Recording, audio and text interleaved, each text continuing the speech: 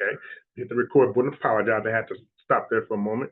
I did not hit the record button. Okay, but we hit the record button, and now here we go. We're going to continue, right?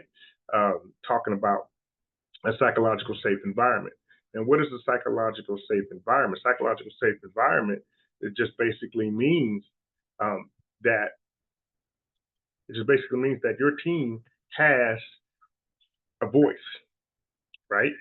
Your team has a voice, right? Everybody feels safe having a voice. Okay, they feel valued as a team member, whatever their position might be. They feel like they have value as being a part of your team.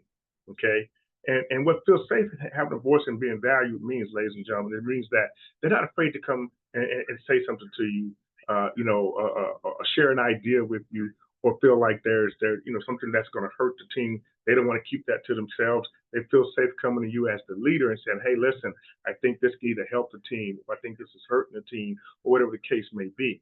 Right? They feel confident openly sharing those ideas.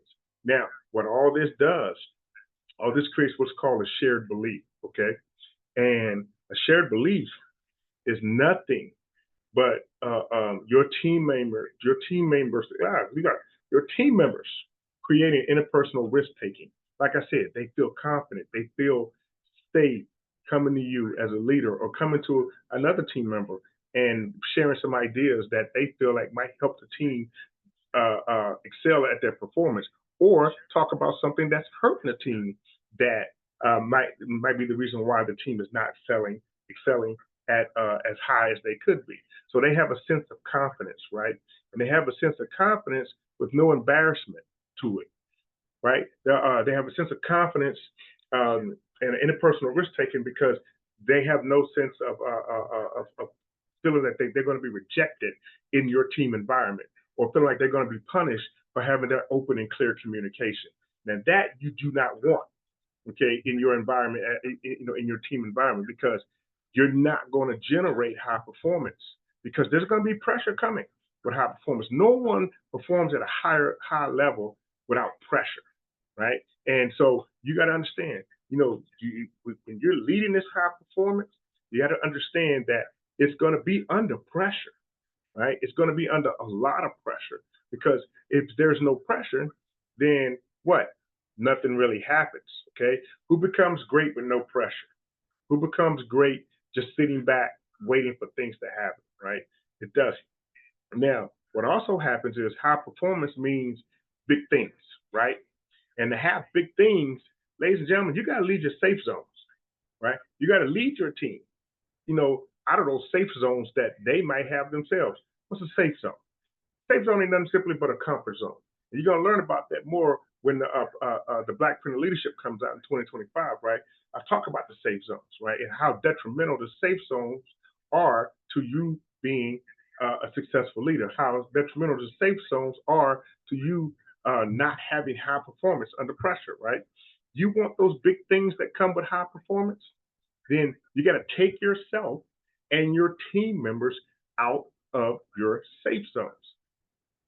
But as the leader, if you cannot take yourself out of your safe zone, how in the world are you going to lead somebody out their safe zones, right? You can operate as a leader in your safe zone. That's not what a good or great leader does. They don't operate in their safe zones, right, while they're working to take other people out of their safe zones. Because you know why, ladies and gentlemen? Do you know why those people are not going to come out of their safe zones? Because you're not coming out of yours as a leader. It's just that simple. It is just that simple. You know, it, what scares you, right? Why are you living in your safe zone, right? Because why? Because you're comfortable there, right? You got your couch set up, you got your big screen TV, you got your little small refrigerator over to the side, you got your drinks and everything like that. You feel safe, you're comfortable, right? You got your alarm on, right? Nothing can get in, nobody can get in and get you, nobody can mess with you, nothing can mess with you and everything, because that's your safe zone. Well, ladies and gentlemen, I'm not going to go into detail about the safe zone. I do go into detail about the safe zones in the Black Print of Leadership. But ladies and gentlemen, understand that safe zone is not good for you. All right. Because big things means you got to leave that safe zone, right? Because when you leave that safe zone, what that does is that creates success and momentum. Now, I always say success and momentum, but I like to reverse that. And I like to say momentum and success because in order to have success, you got to create that momentum, right? But see, here as a leader, here is where you have a choice. You have a choice here in this moment right now. You have a choice, okay? To get this momentum, create this momentum, and have this success, you have a choice. You can either shrink your vision of your team or stretch them to reach it. Now, of course, if you choose to shrink your vision, there goes your momentum and success. Okay? If you choose to shrink your venom, your vision, your momentum, and your success is gone, right? Because you shrunk your vision. Remember, right? Do it big and let the small fall under that, right? That's what you do. Success doesn't come from small things. Success comes from big things, right? Now, momentum creates small things, but the success is the big things. Okay.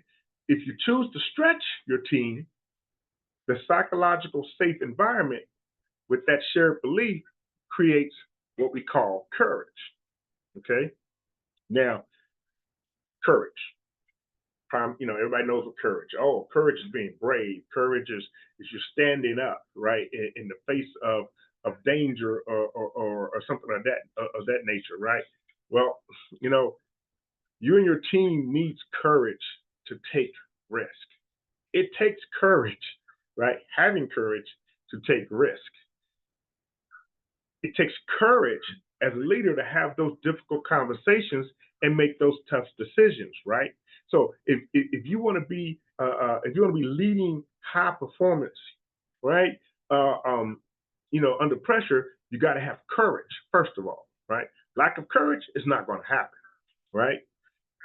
You're going to need it because in this high performing environment that you're creating, there's going to be difficult conversations you have to have. What if you have a team member that's not performing, right? What if you have a team member that's holding back the rest of the team, right? The leader's going to have that conversation. That's a very difficult conversation to have. And trust me, some of you might have already know how to have those conversations. Others of you don't know how to have those conversations, right? Your team members are going to need that courage, right, to share their ideas. And they're also going to need that courage because when they share those ideas are going to be challenged. I'm not saying every idea is going to be accepted because it's being shared to the team. And you're not supposed to accept every idea that's being proposed to the team, right? Or that a team member has, right? That's not having a psychological safe environment. Is you accept everything that comes into the environment? No, right? What I'm saying is they have that they feel safe to share their idea, right? Because they're not going to be embarrassed by it. They're not going to be rejected or punished because they share an idea. Well, they're going to need the courage to share their ideas, and they're going to also need that courage to have that idea challenged. Because now, if it's a good idea, challenge it. Still challenge the idea. Find out why it's such a good idea, right?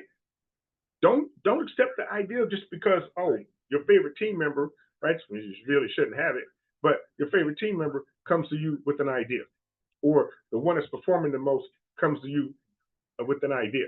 No, challenge their ideas, right? And they have to have the courage to withstand that challenge. Now, high performing individuals and teams have courage, right? Your high performing individuals, they're going to have the courage, right? I've seen it in so many different industries, right? Especially in the insurance industry, right? That's when high performance is really on an individual basis, unless you know how to create a team, right? And most people don't. Most people in that industry don't know how to really create a team that works together and still have high performing individuals within the team. I remember this one organization, this insurance organization, when I first got started in insurance, that the branch manager in there, I came in, me and my wife came into that industry, came into it with that organization, and we came in and we just took off. We took off. We started outperforming people that's been there for a long time. We started outperforming people within weeks, right? Within a week or two. And that's because we already knew what to do, right? We had the background. The branch manager didn't know that, right? The branch manager didn't even sit down and take the time to figure out who was coming into their team. right? So, and I already knew that as a leader. I already knew that he didn't bother to find out who I am. So I'm going to do what it is that I know to do to have success, to create momentum and have success. Okay. And what happened in that aspect was that, later on, he come to us and try to get us to slow down because we were making people look bad. And I was like, well, that's not my problem, which it wasn't. You know, um, that's their problem, right? Because they feel bad because new people come in and start outdoing them. Well, I already know right there. See, right there, it's not a psychological safe environment. Matter of fact, that just showed me how not good of a leader that branch manager was, and that branch manager wasn't, right? And so, needless to say, of course, we didn't stay there long, okay? Because they felt like, you know, we weren't good for the team, and my response is, what team? All I see is a bunch of room full of individuals, right? That are just want to succeed at something that they have no direction on. Okay, that's another time and place.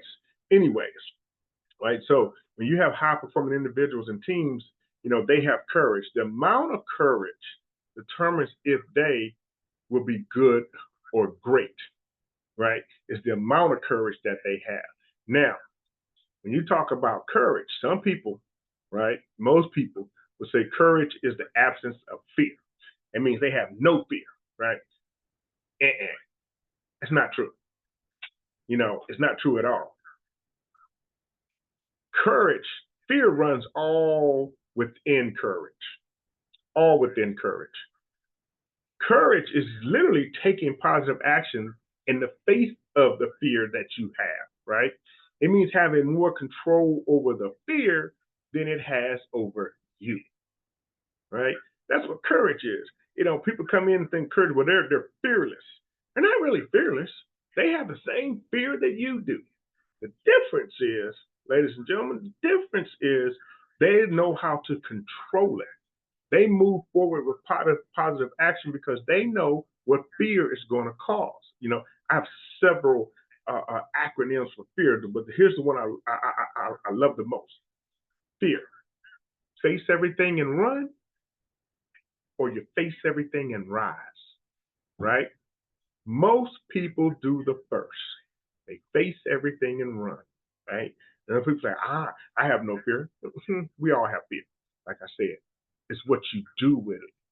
It's the control that you have over it, right? That's what courage is. It's the action you take despite having the fear. Okay? And that is something that goes way back to my military days, right?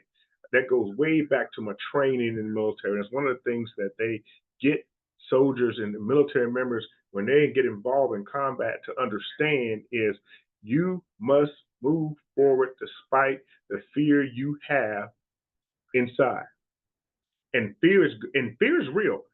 Don't get it twisted, right? Talk about fear in the Black Print of Leadership a lot. But the way I talk about it is not for you to be afraid of it. I talk about fear for you to understand it so you can conquer it, right? Fear is real, right? But understand something.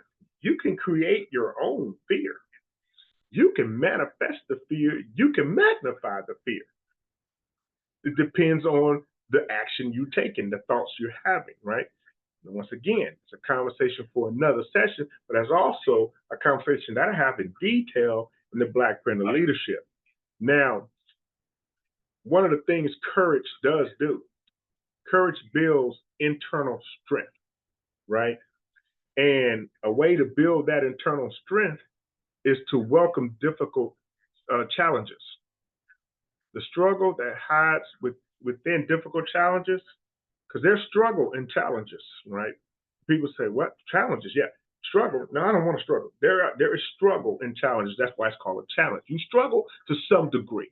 I'm not saying you struggle and you continue to struggle, you're going to struggle forever. No, you struggle to some degree, but the struggle that hides within difficult challenges, because there are struggles within challenges, difficult challenges, but it helps prepare you to take on greater challenges. That's the caveat, right? But when you have that fear and you run, right? you're not welcoming the difficult challenges that come with it. So therefore, you're not preparing yourself for greater challenges, right? You know what greater challenges does for you? Greater challenges forces you to expand your thinking. It helps you find creative solutions. And I've been in some situations. Anybody that's been listening to Dr. No Days Off for years now, and you know my story, and you get to understand that, man, this man has some challenges. I remember, I never forget. Like I mean, it wasn't like it was yesterday, but it was like it was last week or 2 months ago, but it wasn't.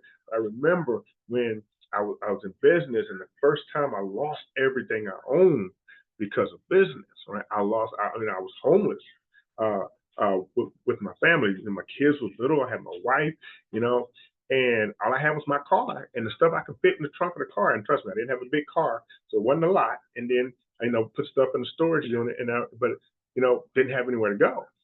Didn't have any, really didn't have no money in my pocket. What am I gonna do? Okay, here's a challenge. Right, that is a challenge. And I remember laying on the hood of my car one night, Walmart parking lot. My wife is asleep in the front seat. My kids are asleep in the back seat. I'm laying on the hood of the car. I'm really not asleep because I'm looking out, because my family, is vulnerable in this situation we're in. But I'm thinking, I'm just thinking, what can I do? What can I do? What can I do? What can I do? And what was crazy is that, what I just said, what challenges do is they force you to expand your thinking and find creative solutions, right? And I'm sitting up here, and all I'm going through is solutions. I'm not really focused on my situation. I'm thinking of ways to get out of my situation. But see, that came about because of my some people like to call it self help. I like to call it my self leadership development that I did for years before that even happened. That my mentor got me involved with, like, building up myself and first. But that's the only reason why I was able to focus on thinking on creative solutions, was because of that. Okay. And I was finding creative solutions, trying to find ways to do it, and no, I didn't do anything illegal. Thought crossed my mind, but I didn't do it, right? Because everybody know where I'm from. I am from the ghetto. I'm from the ghettos of Houston, Texas, Third Ward, Houston, Texas. So I was like, nah, I can't do that, because I just know that was not one of the solutions that was gonna give me a permanent fix. It's a band aid, but not a permanent fix. So I was looking for creative solutions for permanent, for permanent resolution to my current situation, right? And it took some time, but I found those solutions, and I had to go through a couple solutions before I found the one that actually stuck and allowed me to get back on my feet and get back in the business and get back to being, and becoming Dr. No Days Off, right? But what if I would have ran? See, I faced it and I rose. But what if I would have took my fear and ran? Where would I be? I can tell you right now, I wouldn't be standing here in front of you as Dr. No Days Off. I tell you right now, I wouldn't be standing here, and this session wouldn't be going on, right? It's a lot of things that would be different. And I know that. Okay. So yeah, that fear can severely change your life. That fear can severely change a lot of things if you don't learn to control the fear, right? If you don't know how to take that positive action despite the fear, courage, your courage is going to be destroyed, right? Because something happens. So, do you know what destroys courage? Right? You have any idea what destroys courage? Talk about one part of it, right? Fear is one part of it, but you know what? Anxiety and fear destroy courage. Okay, kills it, kills it. Like we said, used to say in the military, in the army, one shot, one kill, right? Anxiety and fear is one shot, one kill. Okay, that will take your courage completely out if you don't know how to control that, right? And then I know there are people out here that they suffer from anxiety. That's okay. There are true medical situations and issues out here that, have medical conditions and all that good stuff. But you know what I love? What I love about my self leadership development and being Dr. No Days Off, and understanding that I'm going to have challenges. Understanding that, I'm going to have pressure is, I have anxiety. I have anxiety like everybody else, right? But again, it's what I do with it, right? It's the fear. I have the fear like everybody else. I have people come up many times, Dr. Williams, you don't act like you are afraid to fail. One, I'm not. Two, failure is only failure when I recognize it as such. And right now, I don't recognize it as failure.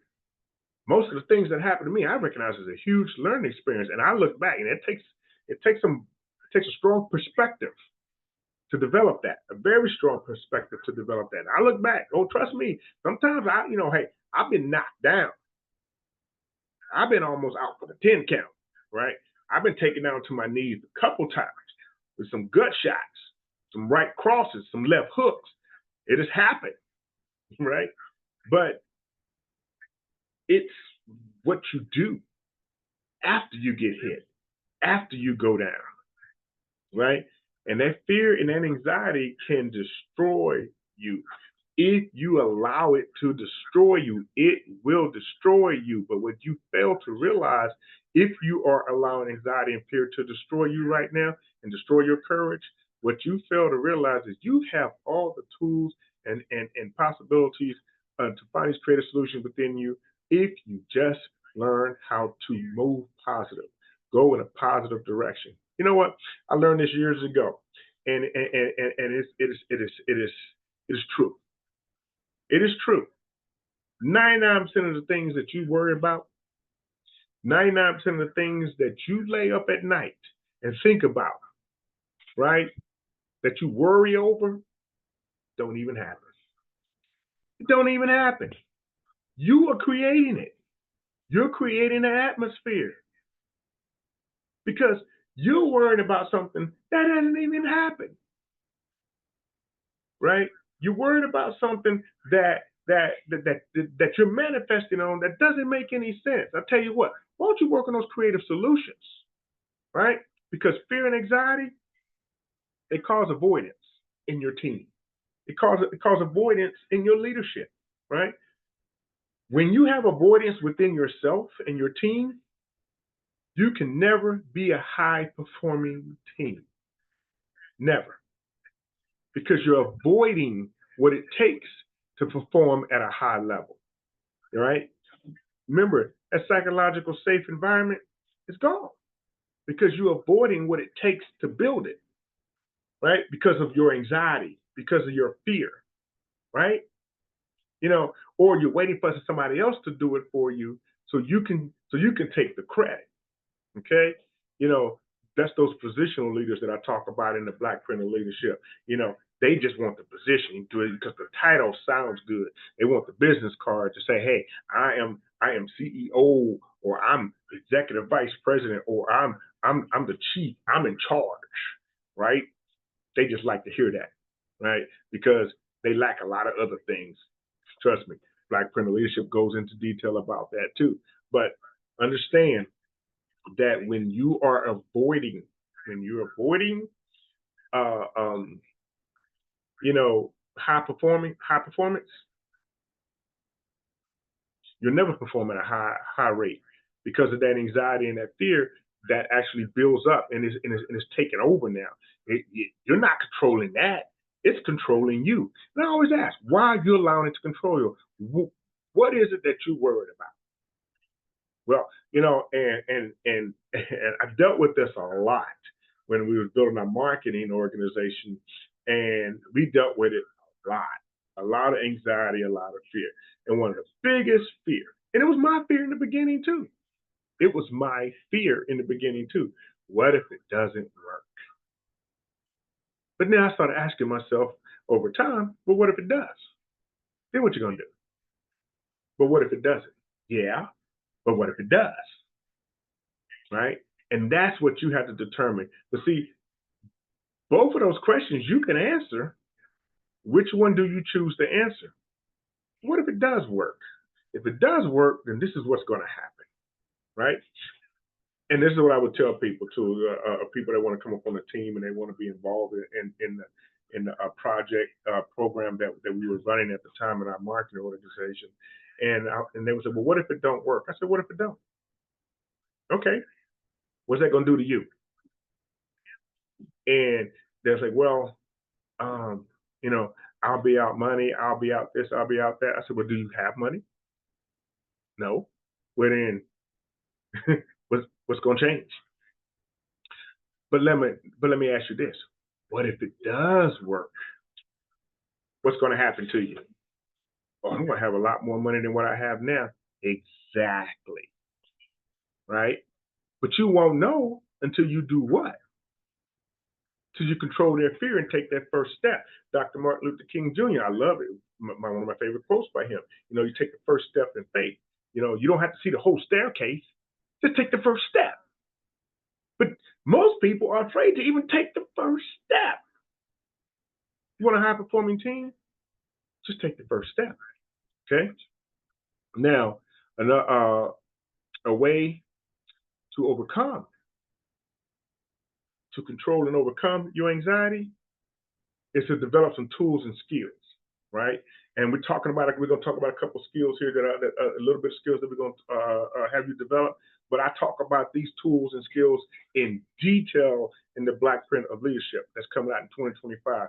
I talk about them to introduce you to some of the things I'm going to talk about in the prelude that's already out, right? That you can go right now to TMT services, intl.com and click on 3XP Leadership, and then you'll see you can click on it, you can get your order, download it right then and there. You can start reading it, right? It's a short read to help you introduce you to what some things I'm going to talk about in the Black Print of Leadership. But you need to develop those tools and skills, right?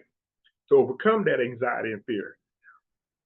You develop these tools and skills because you do this to drive a high performance culture, right? You want to create a high performance culture where innovation happens and everyone is doing their best.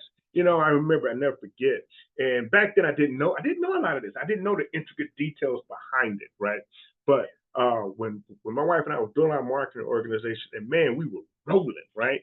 We didn't even realize we were doing so well until our mentors came to us and be like, you know, y'all don't realize just how big y'all really are. And honestly, we didn't. But then when we started, traveling, going places, and doing our speaking engagements, people come up to us and like, how can I be a part of your team? I want to move from this team to your team because you know why? Because we had that high performance culture, where innovation took place.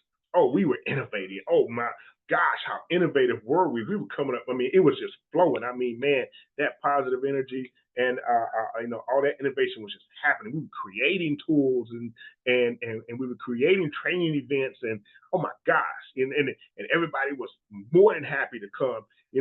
I'll never forget. We were holding on a Saturday morning.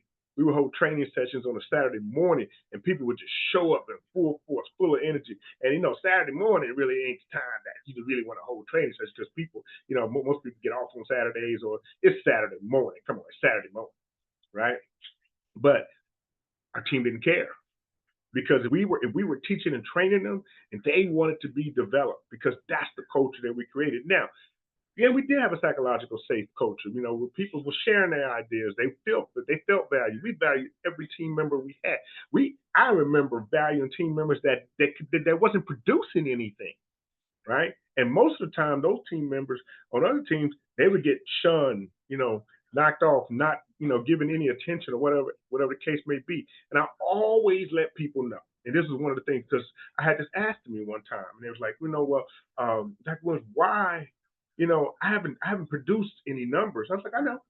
And they was like, well, but you still take my phone call and you still do this with me. You still train development. I say, because you know what? This is how I look at things. It's easy for someone to succeed, right? Excuse me. It's easy for someone to feel good when they're succeeding, right? And one of my biggest concerns was I get a new team member and they take off, right? They take off. They are just successful, man. They are building. They're earning money. They're doing everything that they need to do. They take off, right? And they just, and they're having all this success. But then I sit back and I always say, ebb and flow, ebb and flow. What goes up must come down. You know, what's down will come up.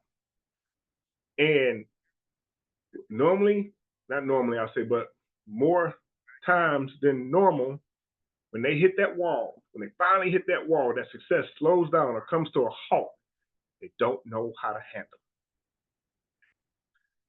On the reverse side of that, I had the team members that they were struggling, you know, they were struggling to make sales, they were struggling to earn money, but they kept showing up.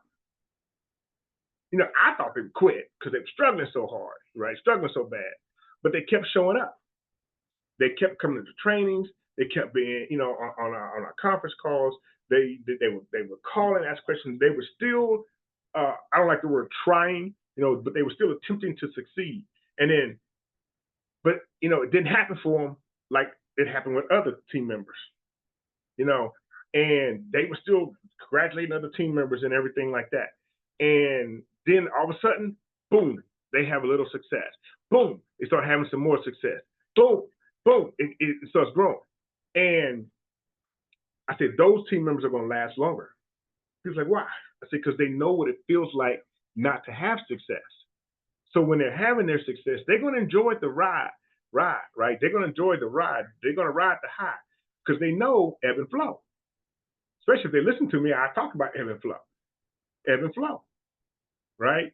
And so when they hit that ebb again, see, right now they're flowing, but see, they started off in ebb, right? And a good definition of ebb and flow. You ever seen water in the ocean, right? I live on the East Coast, and I live close to water. If you ever seen water one time or in time, I remember never forget when I was in the Navy. You know, come outside or cross the bridge, and the water in Norfolk, Virginia, it was just calm.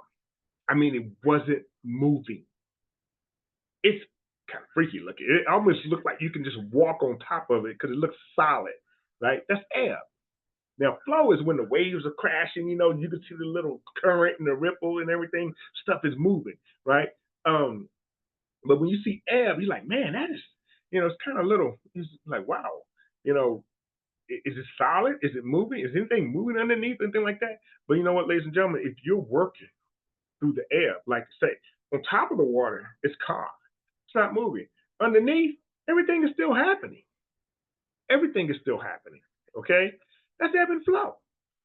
But you got to understand, just because people can't see the success, they think that you might be failing. But who cares what they think?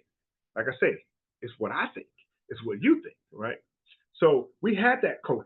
We had that high performance culture. And everybody in our team wasn't succeeding, but everybody was showing up because we had the culture of high performance and they wanted to be a part of that, right? We had it to where innovation was taking place. We were innovating, coming up with new tools, helping the people that were going through ebb, like, listen, hey, try this new tool, try this tool, see if this works for you, see if that works for you, and all this other good stuff, right? And then everybody was attempting to do their best, okay? Everybody was attempting to do their best. See, that's what builds internal strength for that courage that you need, okay? That's what builds that. Now, we talked about also, so we talked about courage, we talked about fear, we talked about the psychological safe environment, right? And some other things. Let's talk about real quick. You know, still talking about leading under pressure, but leading under pressure means that you got to be able to determine the difference between problems and issues or situations, right? Now, some of you have heard me speak and talk about this before. I talk about this in the Black Parent Leadership Talk. I think I talked about it in the prelude too. But to me, there's a difference between a problem and issues or situations. See, a problem is when somebody dies, right? You lose a leg, you lose an arm, you get a terminal disease. That's a problem because you can't change those. Right? Yeah, you can replace your arm with a robotic arm, but you can't get that arm back. You can't get that leg back. You can't bring somebody back from the dead. You know, people are trying. You can't. Okay, terminal disease is called terminal for a reason because there's a time. You got time running out. See, that's a problem to me. You know what an issue or situation is? Is an issue or situation when you can make a decision. And back in my day, and still today, you can still do it if you still have that ability to. You can write a check, right? Make a direct deposit, deposit or do an ETF, transfer some money, you know what I'm saying? Venmo some things, or cash app some things like that. It's just a situation or an issue. Remember, if you can make a decision or, Venmo some things, cash out some things, it's just a situation. Okay? Big difference. Now, you need to be asking yourself when you have a problem, an issue, or a situation in front of you, all right? Ask yourself, how can I view this as a challenge or an opportunity? You know why you want to do it this way? You want to do it this way because when you ask yourself, how can I view this as a challenge or an opportunity? This creates this question creates more oxygen in your brain, right? It gets the oxygen flowing. It's not shutting you off. You're not panicking. You're breathing normal, right? You're not coming up with, having anxiety attacks and all this other good stuff. You're breathing normal because why? You're working on finding creative solutions. This is going to help you improve your leadership performance, right? This problem. How can I, you know, how can I view this as a challenge or an opportunity? How many people that do you see throughout social media, TV, news, everything that have problems? Things that I talk about, right? There are a lot of problems. We just had the Olympics, and we had the Paralympics and everything, and people are talking about the in the Paralympics, they have some kind of problem, right? But they turn their problem into opportunity, right? There's a lot of people out here that turn their problems into they let their problems run them, and they're not taking it as an opportunity or challenge. But that's what it means to look at it with that kind of viewpoint. Create that more oxygen in your brain. Feed your brain with what it needs, ladies and gentlemen. Right? It needs the oxygen. Right? When you're hyperventilating, you're cutting air off to your brain. You can't think straight. Right? You're not thinking straight. Okay? And so I want you to understand that. Now, a lot of people like to do this, and I've seen this a lot in my time in different organizations and everything. If you're thinking of delegating, right? Delegating, handling problems, situational issues. If you're thinking about it as a leader, only delegate if you absolutely must do it, right? I'll say this. Don't delegate a problem or issue or situation to somebody, or delegate it away because you don't want to deal with it. You're the leader, right?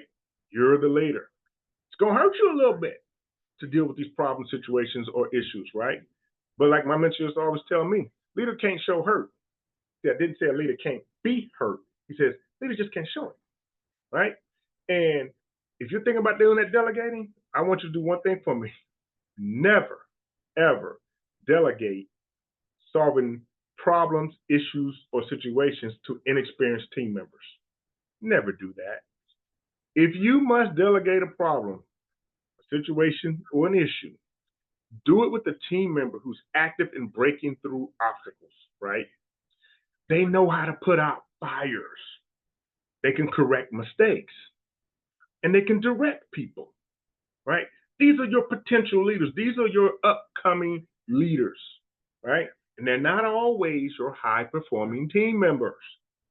They're not always, that team member is not always going to be your high-performing team member. Okay? Understand that. When you go to delegate in this situation, right, with these problems and issues, understand just because they can make a lot of sales, don't mean they know how to break through obstacles of dealing with people as far as building a team, right? That doesn't mean that they know how to correct their mistakes, right? Or they can direct other people. They just know how to make a lot of sales. Because you know why? They're doing it for themselves. Understand it, and when it comes to leading under pressure and you're dealing with problems versus issues or situations, the messenger must be the message here. Okay? And that messenger must be you. Make sense? Hope it makes a lot of sense. All right? So, ladies and gentlemen, we only got a couple minutes left. We got about a couple minutes left in this. I don't want to drag this out because I just want this to be a quick training session for everybody to get some, get your creative juices flowing and get your leadership knowledge database built up a little bit more. So let's talk about high performing pressure leadership. Let's talk about you as the leader now. Okay, we talked about your people, working with your people, talking about your team members, talking about the environment. Let's talk about you, the leader now. Talk about something that I really love to focus in on. One of my favorite gentlemen and a member of my board, my mastermind board, is the Army General and Secretary of State Colin Powell. He once said that good leadership involves the responsibility for the welfare of your team, which means that some people will get angry at your actions and decisions. It's inevitable if you're honorable in your actions, right? And this is a man that he knows what he's talking about. This man rose to four-star general, led us in some situations and some issues, and became Secretary of State. This man probably would have became the first black president, right? Considered the first black president if he decided to run, because when they did the mock poll back then, they showed that he would have won by a landslide for the presidency, but he didn't want to run for president, right? But that's okay. Still love President Obama. All right. Now, to have this good leadership that General Colin Powell was talking about, you got to have empowerment, right? You as a leader must have empowerment. You must become good with your ability to empower your team members, right? You got to be able to treat them like they have value to you, and you'll begin to influence them once you do that, right? Have that empowerment. Treat them like they have value to you. Remember I told you about that marketing team, right? And the people that weren't producing numbers, I treated them with the same value. They got value from me too, right? They had value to the team. They did, okay? And you know what happened? Begin to influence them. That influence helped them start generating income, start generating sales and income. Guess what? Help the team. It ended up helping the team, right? Your team environment will become more positive when you do that. So, treat them like they have value to you. You can tell. I worked with so many managers, so many leaders that you can tell, especially in marketing and business sales and things like that. You can tell people who only deal with people who actually out there making money. Well, that's all that really counts. It's the ones that are making the money, because they're like, and I would say to myself, they know nothing about people development. They know nothing about empowerment, right? They don't understand. And normally what happens? Oh yeah, they'll be great. They'll be good. They'll get all the attaboys and she's the girl or she's the woman and all this good stuff. But that ain't gonna last long. I promise you, it's not, right? And I promise you, it's not gonna last long, because I've always seen them. They'll go up, but they fall and they fall. When they fall hard too, right? Now understand, you won't effectively lead your team members without liking something about them. You got to find something to like about them to have. That's why they're on the team. You got to find something to like about them, right? Now, if you just don't like the person, period, don't have them on your team, right? But you got to at least like something about them in order for them to be a part of this high performing culture and can help develop towards improving your leadership and help proving your team. The other thing as a leader you need to have is people development, right? Listen, people development win championships. Championship wins individual awards. Okay? When you invest in your team members, you deepen the relationship with them. This helps them get to know each other. It strengthens loyalty, and it brings teamwork to a very high level. Okay? I mean, man, I got examples of this. I mean, we won a championship in my marketing organization. In my marketing days, we won a couple championships. Trust me, we were a team that was not expected to win a championship. We won a championship that surpassed a lot of people that has been in the business and been in the league well before us and was supposed to be big names and all stuff. When we came in and we just blew past them, right? And they couldn't figure out how we did it. We did it with people development. Not only did we reach the pinnacle, we started having people in our team start reaching the pinnacle of leadership. And they were trying to figure out what in the world, how did y'all do that? Right? So me and my wife got the nickname the Dynamic Duo. Because they couldn't figure out how we was able to get this done. Right? Ladies and gentlemen, I'm showing you how we did it. Empowerment, people development. Because when you win championships as a team, people in your team are going to win the individual awards. But understand this. If people are only winning individual awards, you'll never win a championship. If you focus on just a team member winning an individual award, you'll never win a championship. And that's something that branch manager in that insurance organization couldn't understand. So he focused on this person being, and he would get up there and congratulate. And I know I made him feel bad one time. And I told him, look, I don't need all this because I've done all this before. So, give your celebrations and celebratory things in front of other people to somebody else, but don't give it to me. And one reason I didn't like that is because he put the spotlight on individuals. He never spotlighted the whole team. Oh, he talked team. Everybody talks team. But when you're sitting in that room and you're one of the high performing individuals and you don't feel good because you know that you're just an individual, this is not a team. Okay. It wasn't like I was the individual that wasn't doing anything. I was the individual that was coming in and outdoing everybody. And I still didn't feel like this was a team. So no, don't give me an award because in front of all these people and say, oh, we a team, he's part of the team. No, we're not. No, we're not. I'm just an individual in a group. Right? Understand, your team members will follow you because of what you have done for them. To have leadership staying power, right? You must grow toward and with your team members. You must grow toward and with them as the leader. Grow towards and with your team member as the leader when it comes to your people development and your empowerment, right? Now, you as the leader, one of the things that you must do, these are must do's. You must picture yourself winning. Picture yourself winning. Focus on successes. It changes your side chief, right? And you say, side chief, what's that? The Black Friendly Leadership is going to talk in detail about the side chief. It changes your mentality. It changes the chemistry of your brain when you focus on successes, right? You focus on winning. Picture yourself winning. Don't talk about it. Picture it, right? I picture my winning. I have a vision board that pictures me winning, that shows when I win, this is what I get when I win, right? Because I'm focused on successes. You, the leader, picture yourself winning. You picture yourself winning, right? Guess what? Your team's going to win. Because the only way you're going to win is with your team, right? To picture yourself winning. Understand and accept honest mistakes, because honest mistakes are going to happen, right? Listen, what's an honest mistake? Dr. Node's office says honest mistake. Honest mistake is an honest mistake. Did you do it on purpose? No. It's an honest mistake.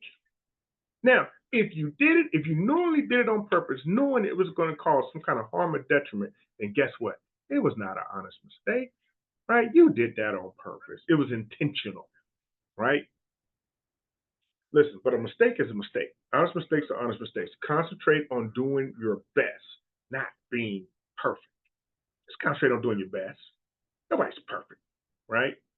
People want to act like they're perfect. People want to talk like they're perfect, right? But you're not. I'm not, right? I'm not. I made a lot of mistakes. Some I did unintentionally, some I did not. But I learned, and I still focus and concentrate on being my best. You need to have a little bit of serenity, right? See, you know what happens with anxiety? You're trying to control something that you have no control over. You have no control over the future, right? We think we do, you don't. Okay? Focus on what you can control. What can you control? The one thing you control all the time is you. You can control your leadership, right? Focus on that. Have that serenity to control that, right? Have an open mind. Keep an open mind, ladies and gentlemen. Open mind helps you rise to the challenges of problems, issues, or situations. It helps you, once again, I said what? Rise, not run, rise. You know what a closed mind does? You take off because your mind is closed. You refuse to put knowledge inside. You refuse to grow your knowledge database, right? Open up your mind. You're not the only one that can do it. Most people think they can do it by themselves. No. Open up your mind. Somebody's gonna have an idea. And you're gonna be like, you know what? I didn't think about that. Okay? So remember, open up your mind. Lastly, focus on one strategy at a time. Listen, under pressure, I need you to know something as a leader under pressure. When you're under pressure, you lose cognitive thinking capacity. You don't think you do, but you do. It's research has proven that, right? There's credible scientific research that has proven when you're under pressure as a leader, you lose cognitive thinking capacity. So this is what I need you to do. All these tools, all these developments, all these tidbits of knowledge, information. Don't try to take it all in at one time and try to do it all at once, right? One of the mistakes I say I made many mistakes, right? One of the mistakes I made is take one, work on it, work on it, right? Make one strategy that you have a habit first, right? Some people have the capability of working on two or three at one time, or whatever. But the simple way, take one strategy at a time. Make that a habit first. And when you make one strategy a habit, then take on another one. Make that other one a habit. Then make another one a habit. Then move on to another one. Get the point?